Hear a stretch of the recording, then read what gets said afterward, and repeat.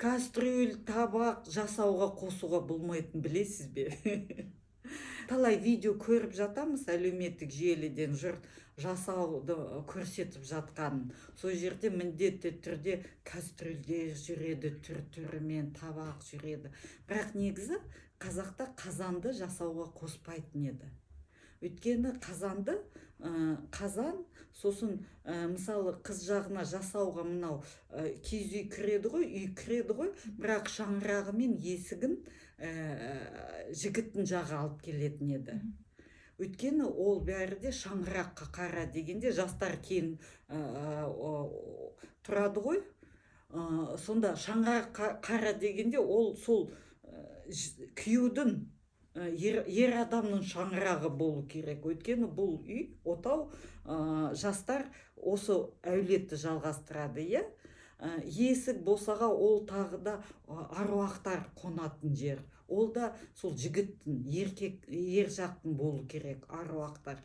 Сонымен бірге қазанды да қыз жақ бермейтін еді. Өйткені қыз жақ қазанды берсек, құтымыз қызбен бірге кетеді басқа руға деп, әулетке деп ойлаған бір жағы. А бір жағы енді мынау қазанды ұлына енші бергенде, ұлына қазан беру, ол бір үлкен миссия. Балалар өскен, үйленген әкенің миссиясы. Кәдімгідей қазақта сондай сөздер бар. Жаныңа қатын салып бердім, қасыңа ұмыттым, қазір саламыз бұны, оқисыз. Бауырыңа қатын салдым, қасыңа қазан қойдым деген сөздер бар. Қазан жалпы оның мифологиясы терең.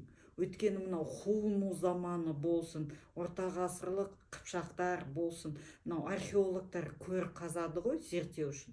Сонда көп кезде қазан табылады. Бірақ қазан әйел адамның көрінде емес, еркек адамның көрінен шығады қазан.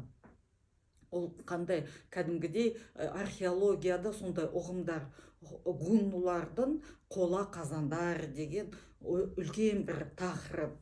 Қыпшақтардың, Украина даласындағы половцы дейді ғой, половцылардан табылған қазандар, ол ғылымда үлкен тақырып. Олар именно жай ғана еркектің емес, жай ғана жауынгердің емес, қолбасшының, кәдімгідей батырдың көрінен табылады қазан.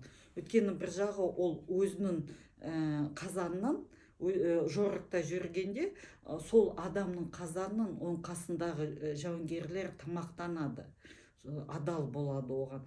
Ал екіншіден, бұлай арғары мифологияға кете берсек, бұлайда қазан ол әйел сияқты еркек адамға. Өйткені қазан ол ұлы ананың символы.